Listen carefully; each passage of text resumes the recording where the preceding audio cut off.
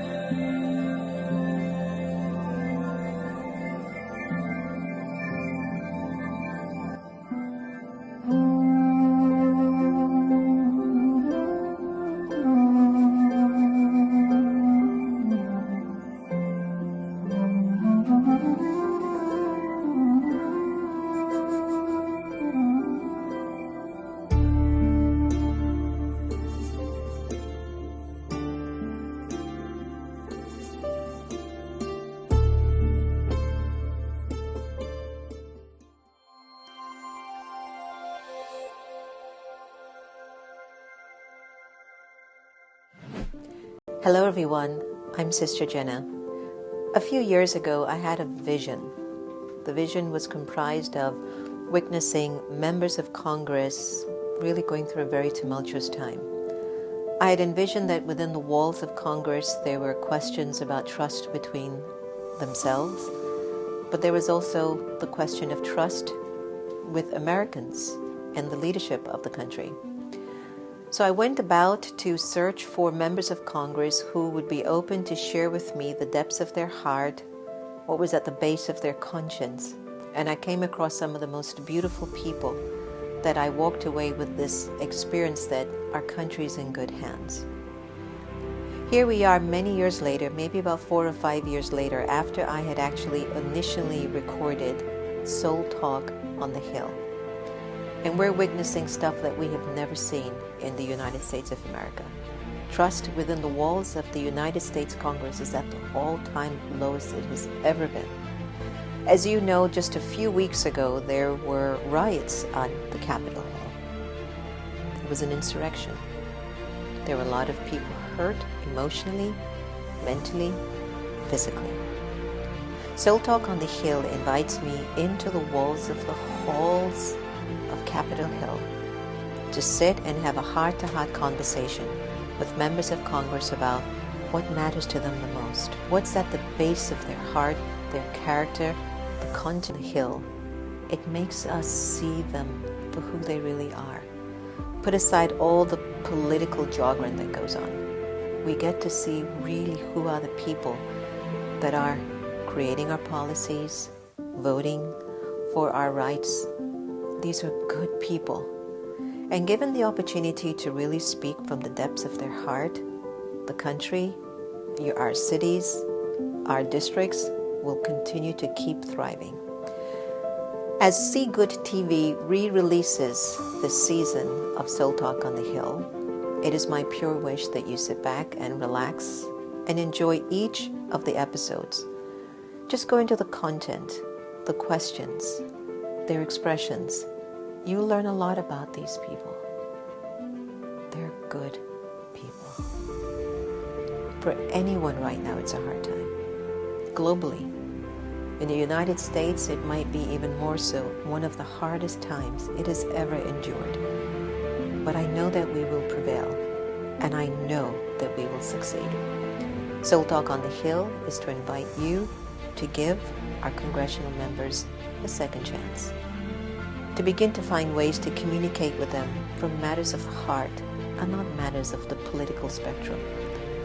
What's more important than anything is what is the need of the time internally, and how does my conscience and my heart find peace in my choices.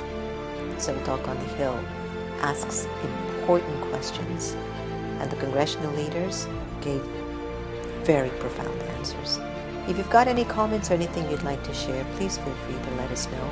We would love to hear your feedback. Soul Talk on the Hill is not endorsing any political parties or any candidate. It is simply having a heart-to-heart conversation with those who gave me the permission to come into the sacredness of their office and delve into their hearts. Enjoy Soul Talk on the Hill. Be well. Be safe. God bless you. Please, take care of yourselves.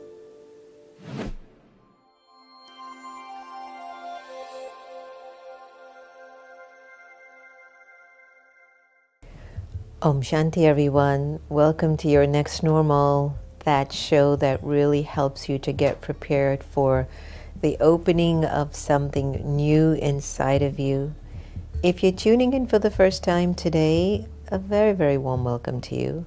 Hopefully you'll enjoy the tribe and connect with everyone who has stayed with us from the beginning. We had first started off as spiritual vaccine because, as you know, we were in deep need of a vaccine due to COVID. But somehow as we were growing along the way, and after doing, I think, over 200 shows on Spiritual Vaccine Hour, we decided that we were changing and we were preparing for a next normal. Some people were saying to me, well, why don't you have a new normal? I go, I don't know if I want to get accustomed to a new normal. What is the next normal? And how do we step into the next normal? That's what I think many of us who tune into the show are really curious about. And you'll find that the community here really, really aspires to transform their nature, their personality, their lives into something that is of even greater value than was already there, and to be of greater service. Today's discussion is about overcoming ego, and boy, is there a lot of that swirling everywhere. We all have ego. It's that part of your personality that you're attached to something that won't last. That simple. You got that one? Ego is just attached to a perception, an interpretation about yourself, an image, a person, a thing, and it just won't last. That's ego. The attachment to something that will not last. How many of you have ego now? Whether it's to a pet, it's to your clothes, to your personality, to a person, to a position, to a country, to a language. How many? 7.5 billion human beings on the planet, and not one of them? Even if you're born as a little bambino, a little baby, and you're slapped on the tush, you're given a name, a gender, a time that you're born. There's a race, there's a color to you. And even unconsciously, without you knowing, you will look in the mirror and develop owning that you will think of yourself maybe just as your gender, as your language, as your color skin, as your features. Ego. There's a lot of tension in the United States. There's a lot of tension in India with the farmers and many other scenes that are unfolding. There's like tension everywhere. And we all need to start to check ourselves and change. It's not that we go inside of ourselves and see what's wrong and then we get disheartened and we get down on ourselves and give up. No, no, no, no. Your checking is with the interest that there's a lot better in me. There's a better version waiting to emerge in me. And my checking myself internally is about emerging a better version of myself. And that's what this show is about. Every night we check ourselves and we see what's new in me, what's better, what can I relate to right now. So today's show is about overcoming ego. We have a wonderful PowerPoint that I want to take everybody through.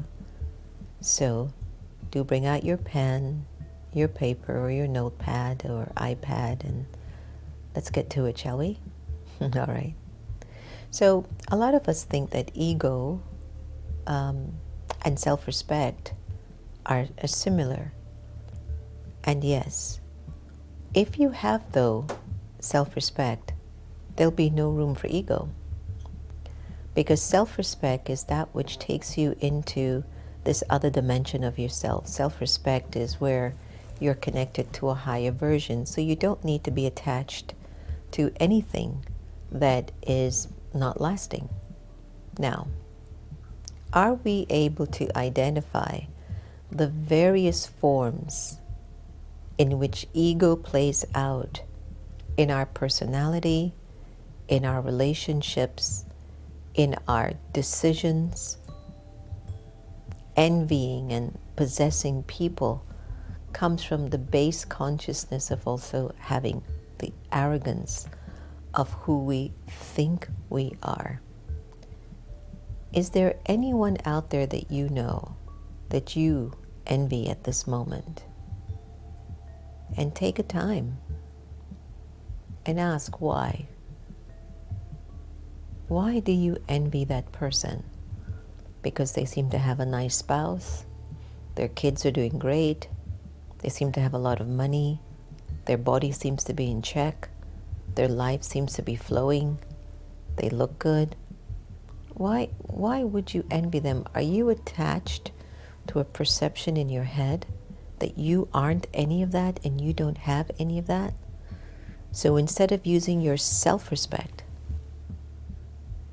and working on how to build the kind of a spiritual, subtle soul energy to create what you feel you deserve or you want to be, you use the energy with the influence of ego, and there's envy. Another way in which I've seen ego play itself out as well is when we start to feel like we have to possess somebody in a relationship. Right now, there's certain relationships that are culturally driven, but they're in, let's say, America. I'm going to use the Indian culture, for example. I'm familiar with it. In India, when you're married, and back in the old days, relationships were different. You had an arranged marriage, most of them. Some of them are of love marriage, but then the wife just does everything. She cooks, she cleans, she has the kids, she keeps herself going, she keeps everything alive, and the husband is happy, and he's to go out and make money and become a millionaire and make sure the family thrives. And they say the pillar behind every powerful man is a strong woman, a good wife. And they've said that. And now we are in America, for example, and things are changed, and wives are working. Wives are having the kids. Wives are cleaning the house. Wives are taking care of their husband's needs. How much more are they supposed to give? But then when they open up and speak and begin to say what they feel they need, either in the marriage or they have their own opinion or they want something starts to get lost in terms of the relationship. Sometimes the spouse feels like they're no longer in control of that woman or in control of their marriage. And they start to become very, very possessive. Where are you going? No, I'll tell you when to go. Who are you with? How long are you going to stay there? Why do you go there all the time? I know you're becoming like this. You don't love me anymore. You don't care for me anymore. All of that, conversations of ego. I told you today's show is going to be very informative. One of the other segments that we can now turn to is the energy of resistance. A lot of us have this feeling on a regular basis. Just to watch the evening news, you can feel your energy of resistance. Hey, I check my Twitter account ever so often, quite regularly every day.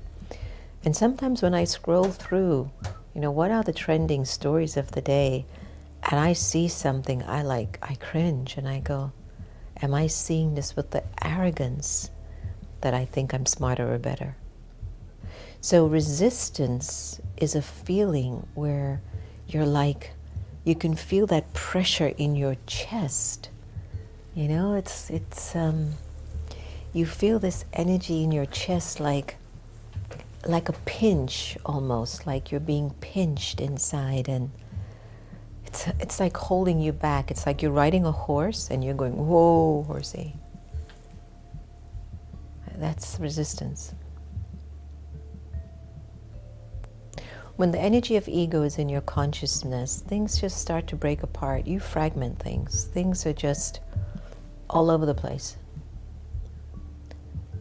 And I'll tell you one of the reasons why is that when there's a lot of internal desires, I want this, I want that, I want that, I want everything everyone else has except me, then you get very fragmented, and that's also a sign of the energy of ego swirling through you and just doing a job on you, really.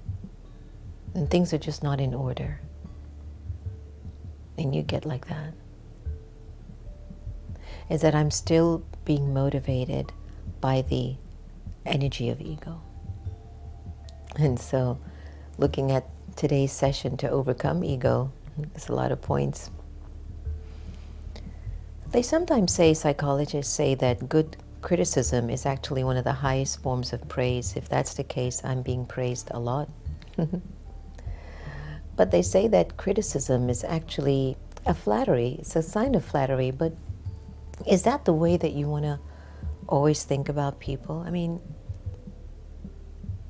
have you ever checked yourself when you are sitting there having a conversation with another person and you begin to talk about somebody? Don't you start to feel that bitter feeling inside? I find that criticism gives you this bitterness. It's like a bitter vibration inside of you. It's like salty water.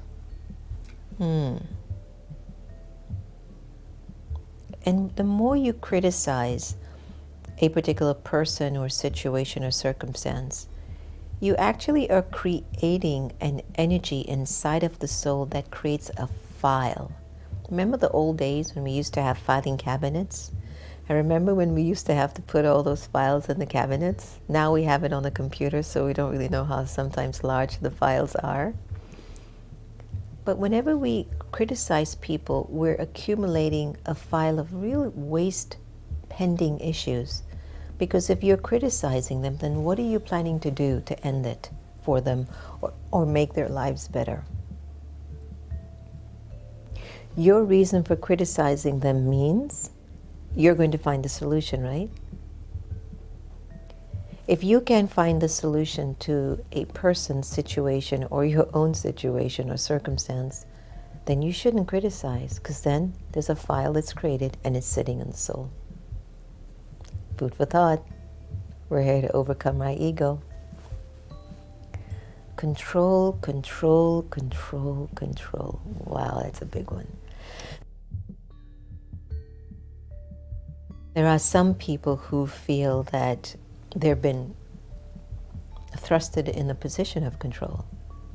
And control means I kind of know more, so I have to make sure everything happens and putting it together. But I'm talking about the kind of controlling where you don't pause long enough to think about the interest of other people, even though it might be different than yours.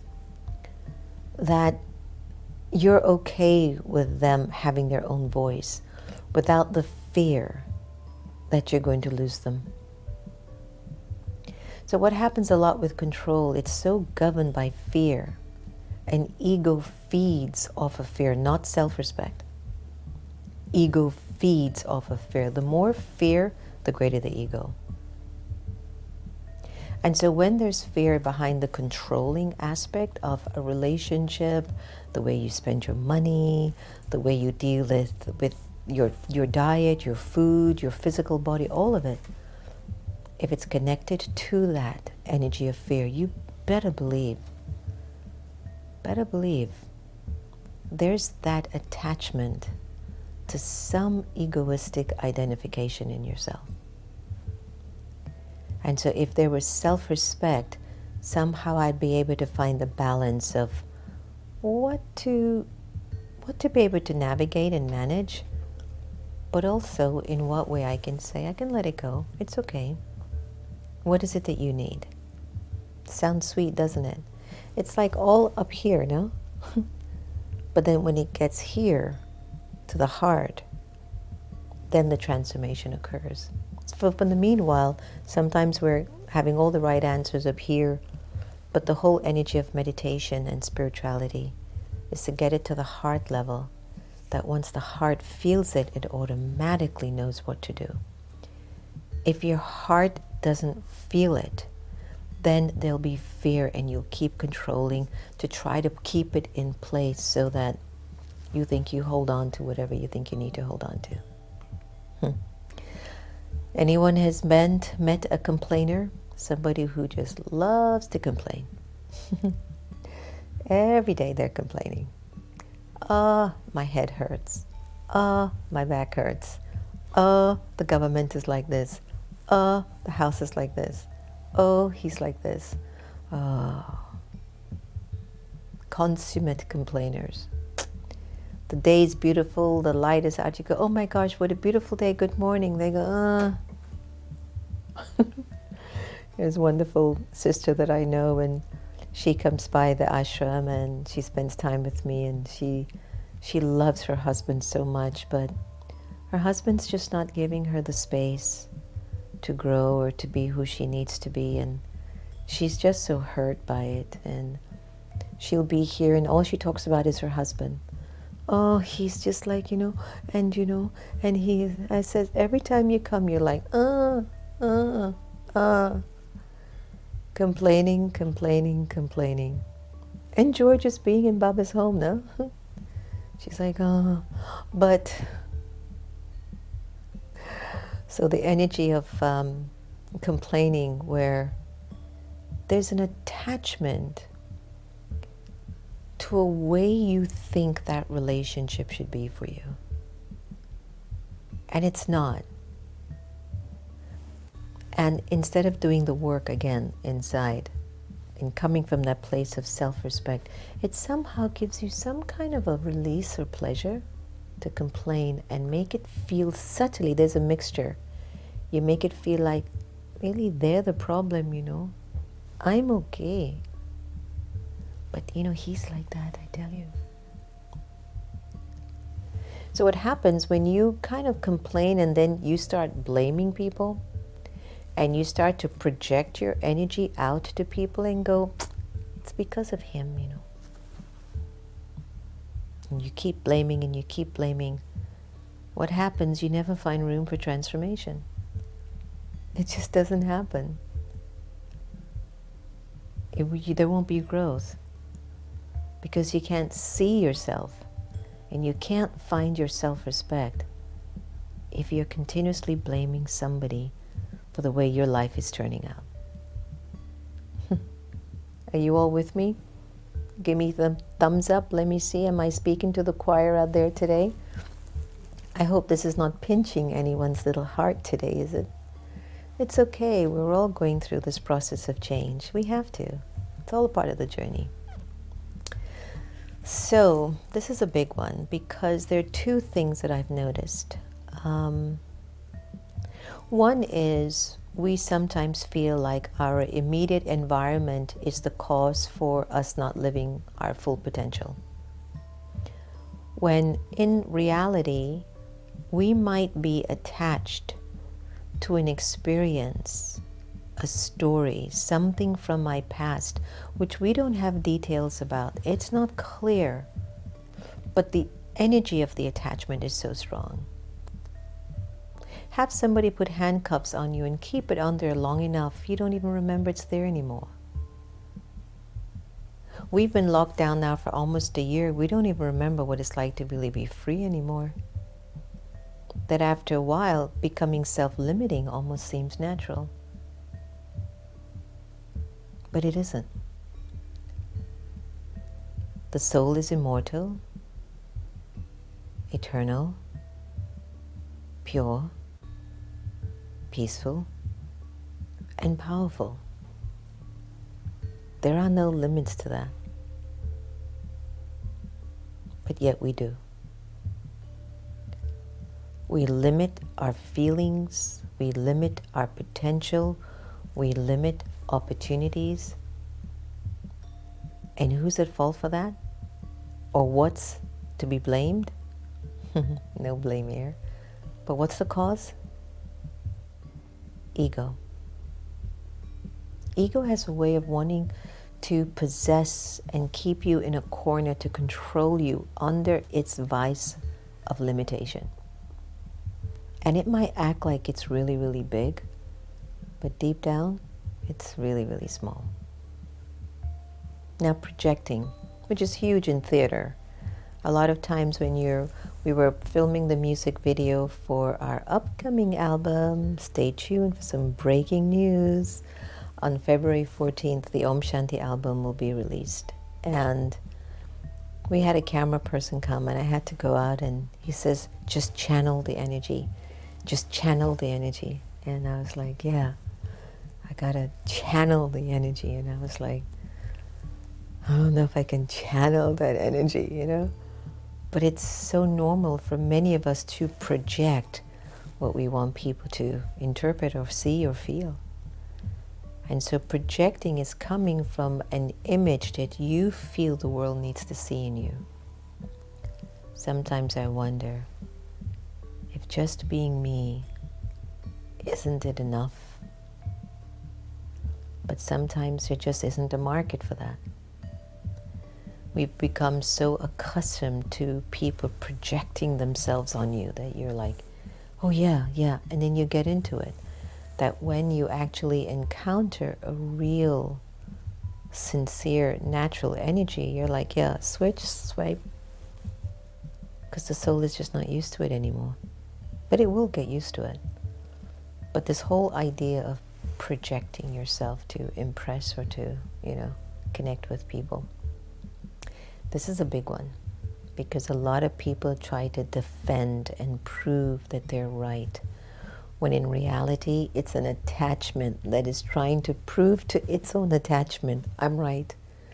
But it's like deep inside of the soul knows what you're doing or what you're saying is making no sense. You ever been in a situation where you think that you're misunderstood? Who said they were misunderstood? The person made their opinion, and I've heard opinions of things and I've stepped back. When I was younger, it really, really hurt. But as I mature, I look at it and I go, I don't know if that's there, but I'll check. But that's not me. But when there's an attachment to a personality within you that is under attack by either your spouse, your partner, your person, your child, your in-law, your manager, your colleague at work, your city, your next door neighbor, your friend, your religion, your society, if it comes under attack, which means it's being tested, and it says, you're not that worthy, you're not that good, then instead of speaking for clarity with self-respect, there starts to become some element of defense, like you have to prove that you're good enough. You have to prove that you're number one. No, you don't. And whenever you find yourself in the mode of defending, it's ego. Major ego. I remember one time I was walking with a sister, and said something she said to me about me. And I was like, no, no, no, no. Well, why would you even say that? That is not true. You couldn't be further. And then she just turned to me and she said, why are you defending yourself? And I'm like, but what they're saying isn't true. But why do you have to defend yourself? It took me years to discern what that scene in my life meant for me. And that if I know who I am, I don't have to defend myself to anybody. Not a single soul. That's self-respect. All right. So protecting comes in two different ways. Like God protects us if I remember Him, right? And we want to protect our children and take care of our children if in case there's any situation that we have to be careful about. But if you're protecting them because of the fear of loss or the fear of them being hurt, then that isn't protection. When there's self-respect in your protection, there are just ways that you will show up very mature-wise. You'll be very mature in taking care of family and responsibilities and duties. And when you do that, that's a form of protecting your family and your friends. It's when you're responsible. You are protecting them. But if there's that fear and you're irresponsible, forget it. That again becomes fully ego-driven. You know, parents, I remember my dad, he used to be like, no, you're not going out anywhere and go anywhere and play with any boys. I used to love to go out when I used to go to Jamaica and visit him there because they were divorced when I was young. But I would go to Jamaica and I would spend a few months with him. And next door neighbor was another family and they had a lot of young boys and they used to play cricket. And so I used to love to go out and go next door and play cricket with the boys. So when my father would come home, and I would forget the time, and then either grandma or somebody would say, Jimmy, you know, they used to call me Mitz by my nickname. She was next door playing cricket with the boys, you know. And my dad would be so upset. And sometimes he would even beat me with the belt. And it's like, oh, I didn't do anything wrong. I don't want you ever with these boys unless we're there with you. And I realized, okay, he's trying to protect me, but this man has got issues. I mean, I haven't done anything. They're like 10 boys. I'm there. The parents are in the house. What in the world could possibly happen? We're out on the field in the backyard of the house. So when the protecting starts to look like it's painful, it's hurting you and it's hurting the other people, it's arrogance. But there must be another way of carrying your self-worth and your self-respect that can, assist. All right. So they claim, I'm an only child, so I don't have siblings. And when I moved into the ashram and there were all these siblings, like I inherited all these sisters, it was like natural for sisters to sit and talk about this with each other and talk about that. But that was something that was just not in my frame. I didn't have sibling rivalry. I didn't know what it was like to sit and complain about a sister or a brother, or unless my cousin beat me up, then I would go and tell my parents, so-and-so slapped me, and that was it. That's not a complaint, and I'm not going to be. But I found that sometimes in our conversations, we can be condescending, like we're putting down somebody, but in a very coy way. It's very slippery, it's very sarcastic, it's very sly. You kind of have to discern, did you just praise me or did you just bring me down like you don't know? And many times in relationships, there are individuals who have that behavior, like they will just say and do things and you're like, wait, that's not nice, was it? So again, how the ego has a way of playing games. Now this was something that I had to work through in my 20s when I was a young sister working and serving in the spiritual community. Every day I was corrected. Every day. let alone every day, but I would walk feeling that I was getting corrected. That's how much I got corrected, because I've always been different. Not in a bad way, just different. Different from the herd, different from the tribe. I was different when I was sleeping consciously. I was different when I was awakened consciously. Just different. And I guess different means, I don't know, just did things in a unique way. And it's not to say that whatever I did was wrong, but it just didn't go with the herd. And so when you're traveling with a herd, or you're in a larger unit of a family, you keep hearing it, like, no, not like this, not like that, like that. But when you're correcting people, is it coming from a place that you think you're right, or you are better than? So one of the things that I've learned when there's self-respect, instead of correcting, the best way you can initiate correction in a relationship is to be the example. And when you're the example, that's the form of your correcting. And everything tends to fall in place. Sometimes when the hurt goes really deep inside the soul, and the soul doesn't know where to find the information, the knowledge, the words, then it escapes, it goes into isolation.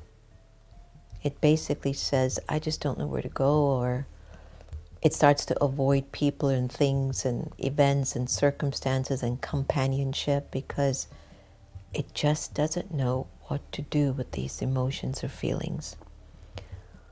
When the ego has responded to a lot of life's unfolding, and you get upset, you get sensitive, you feel hurt, you feel betrayed, you feel deceived, whatever it might be, and the pain is so deep, observe yourself if you don't move away from everything and everyone.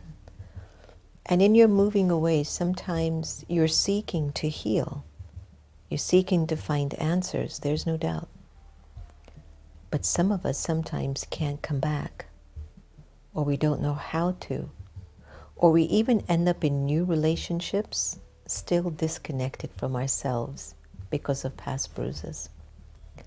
And the bruise isn't necessarily what the person did to me, but the bruise is because somehow I had an ego identity about myself, and that person didn't honor me. Let alone you didn't check that you have an ego issue with your personality. But what energy you are feeding most of is they don't see that I'm worthy. You get it? You see how intricate human relations and just ourselves are? It's huge, isn't it? It's huge. So a lot of times we might not know it, but there are some deep traumas and bruises sitting in the soul. And so we don't do so well in gatherings. We don't do so well with teams. We don't do so well in families. There's something there. And if you can use the time, especially now with the pandemic, and really look at what your energy would be like when there's self-respect and self-worth, you're not going to go into any even habits of escapism. Smoking, drinking, lots of relationships, partners, overeating, even over-exercising is a form of escapism. And sometimes I see folks keep building their bodies more and more and more, and I know it's an art, and you get marveled at how the body can contour itself in such ways, like, wow. But after a while, you're like, this might be too much. So you have to kind of check on that. How many of you in relationships want to fix somebody? I got to fix you. You know, Iyanla Vincent has this television show on OWN Network, Fix My Life. And I'm happy to say that she's filmed her last segment last year. She just decided, I don't want to do it anymore. So she's now discontinued. So this is her last season. But how many of you feel like you're staying in your relationship or your marriage to fix the other person without anything negative? It's not that it was a bad thing, but you feel like, I'll be able to change him. And you didn't. It's a little bit of ego, no? Like, can I really fix anybody? I mean, heck, I can't even fix myself. Who am I to think I can fix somebody, right? Okay, disapproving. It happens. Sometimes the expectations that we impose on people, they don't match up to it, and so we disapprove of people and their choices, or even the way they dress. You can disapprove of the way they dress. Oh, that doesn't look good. It doesn't look right. But it comes from ego. So they're not dressed right. So they look different. So I always there's this star is on my Instagram. His name is Ranveer Singh, and I think he's married to Deepika Padukone. Yes, he is. And he has this very flamboyant way of dressing. And I was looking at my Instagram post the other day, and he loves Gucci watch, Gucci hat, Gucci glasses. He wears really funky looking glasses, and he's always dressed really wild and spunky. And I look at him and I say to Baba, like, he's so creative and animated. And then you look at his wife, and his wife is a model, but that's her profession, so it's different. But when you look at her in her off time, she seems so simple. She wears her little white t-shirts and her little blue jeans and sneakers. That's like her look every time she goes on a shoot, right? Or if she goes out, she's got some elegant outfit, and he's into his Gucci stuff. And I said, she's not disapproving of him. She just accepts him. That's the way that he is. And so to what extent do we have the self-respect about who we are? And then that power within us to allow people to be who they need to be. It requires some deep work, doesn't it, everyone? You know what I'm saying? Like, deep work. Deep work. All right. So as we're getting closer to our end, right? Denial. Somebody's pointing something out to you. You're in complete denial. Somebody tells you, stop smoking, it's not good for your health. No, it's fine, I'm in denial. Somebody tells you, don't eat any more sugar, it's not good for you. You're in denial. You're like, give me the sugar. Again, what is pulling your attention that even though your loved ones are trying to signal to you, that's not good for you? Then you're like, no, it'll be fine. I'll be fine. Or even as you're slipping and you're getting worse and worse, you're like, no, I'll be fine. No. How many of you have been wanting to exercise during the lockdown and just can't move your body?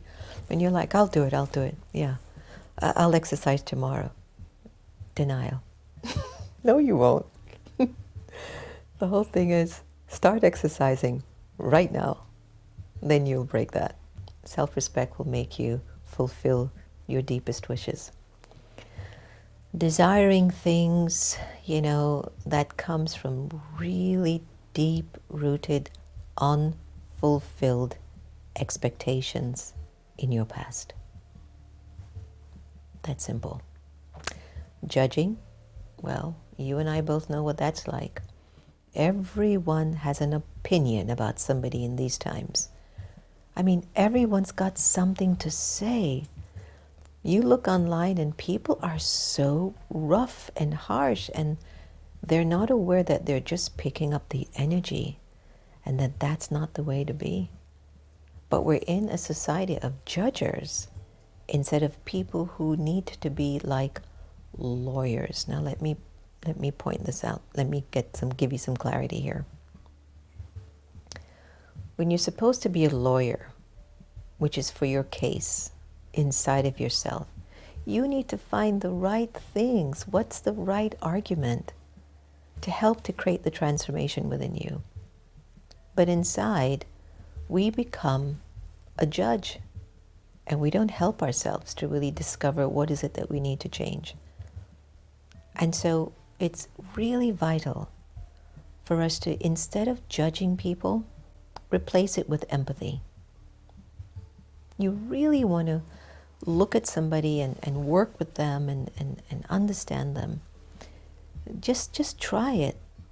Instead of making that judgment call or opinion about them, empathize with that person and see what realizations will come over you.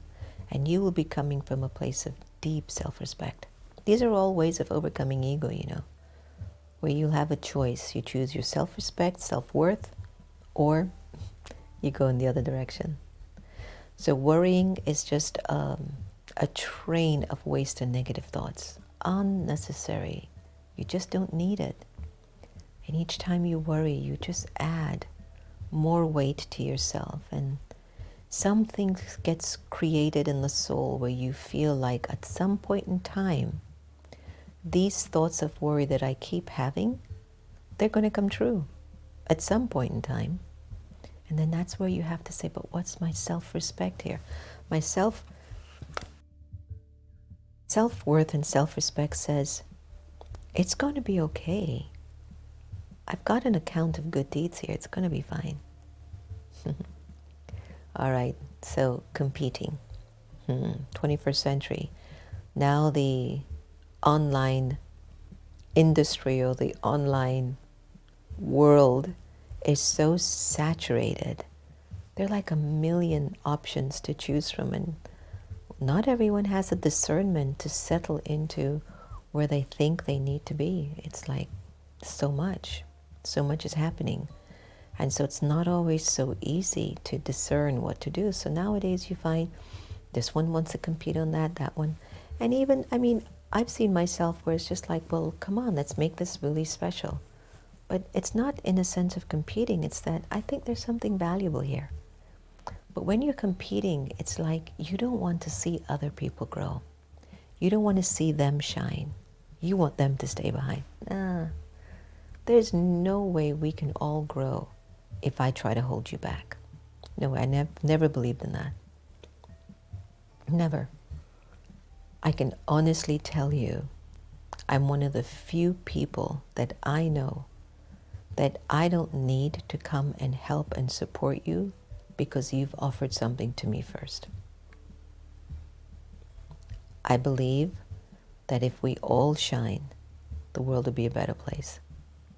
And I keep carrying that faith that even though a lot of times you get shafted or taken advantage of, the right energies will always find you, even if it's a small amount of folks. The ones that are really in it for all the right reasons, they will be there with you. And things will work out. So instead of competing, work on being the one that gives, shares, has the best of motives and intentions, and that energy will support you. So, what is self-esteem? Respect, humility, trusteeship, tolerance, patience, the ability to forgive and let go, honesty with the self and of others, and that will keep you light. Did you all like the PowerPoint presentation in the session today? I thought it was really, really good and valuable to really go deeper into looking at some of these pointers and just ways of being, because we really need to know who we are, now more than ever. It's really our time. It's our age. So give me some thumbs up if you liked the program today and you took something from this session, because I will either choose my self-respect and self-worth, or I'll go down the other path, which is fine. When I go down this path, it's just going to take me a longer time to feel what real love feels like, and what real peace feels like, and what real purity feels like, and what God's love is like on my head. So the more I develop my self-respect and self-worth, then the easier it'll be for me to also experience God's love on my head. Thank you for joining us tonight. enjoy this meditation as we close off. And, let us just do the work. And let's enjoy doing the work so that the world can become a better place. Thanks for joining us. And don't forget, we've got a big surprise coming. So stay tuned. I'll see you all tomorrow. Take care.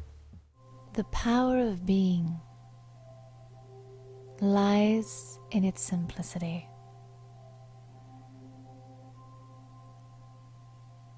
Let me just relax and center myself in the awareness that I am pure light existing within the physical dimension.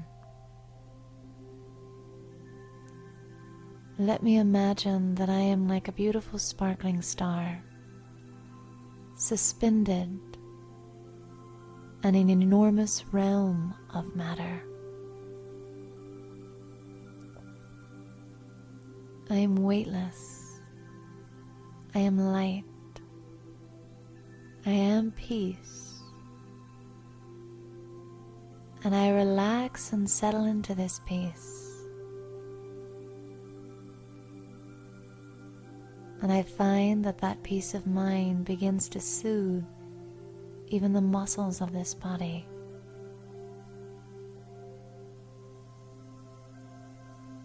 Sometimes I stay so focused in the world of doing that I forget the power of just being.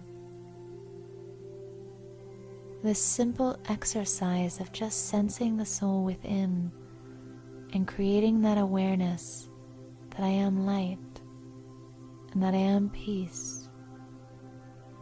This exercise has the power to make me feel more creative, more clear about solutions, more colorful, more alive, and yet it's so simple.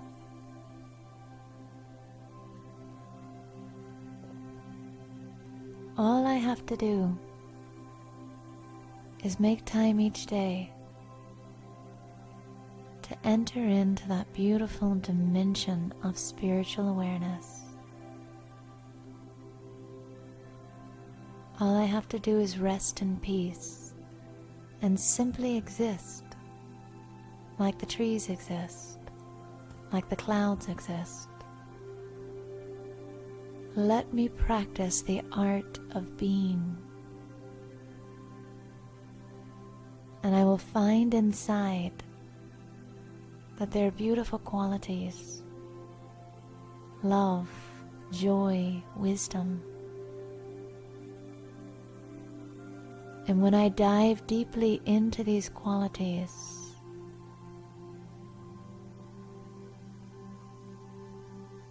I begin to experience them so naturally that it's easy to carry them into the world of action, into sound, into movement, into my responsibilities. This simple practice of being brings beautiful colors to my daily life.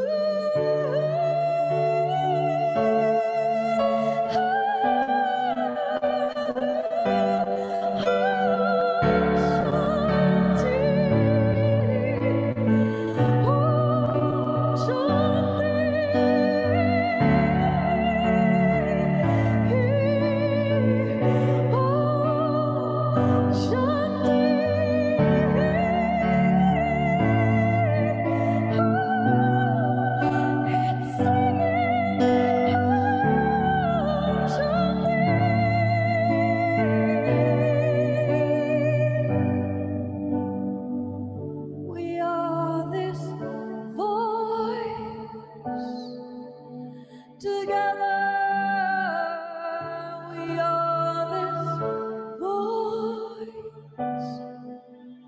Together we make this choice. Together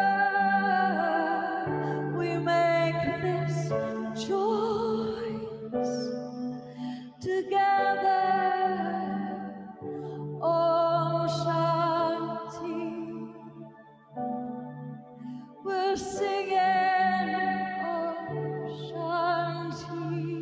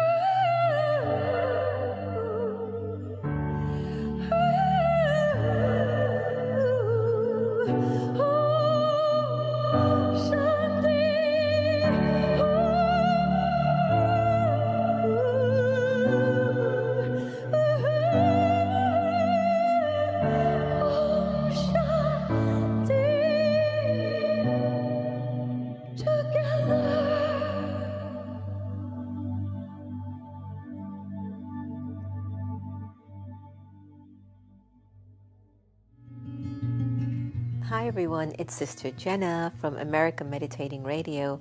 I hope you've been enjoying Wiseish, which you can get live on Twitter, Facebook, or YouTube from 8:30 a.m. to 8:45. But you can also get it on demand 24/7. It's going to be your power boost for the morning. It's your daily dose for the soul. It's just going to encourage you to make the day that much more valuable. So join us. Looking forward to seeing you.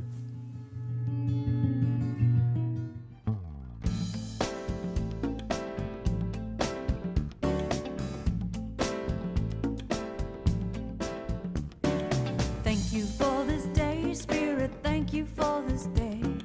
Thank you for this day, Spirit, thank you for this day.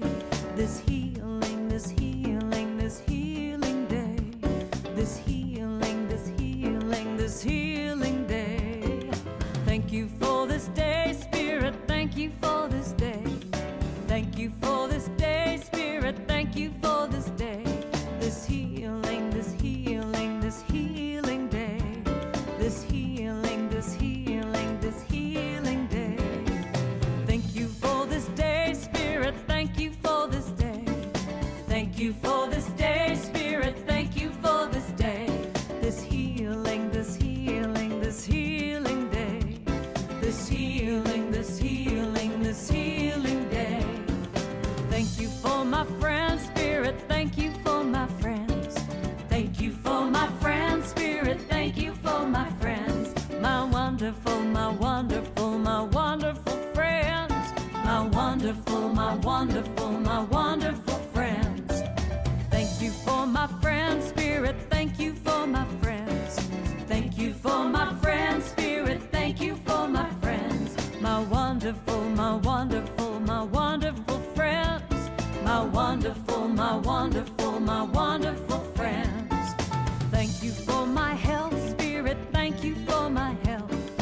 Thank you for my health, Spirit, thank you for my health. My radiant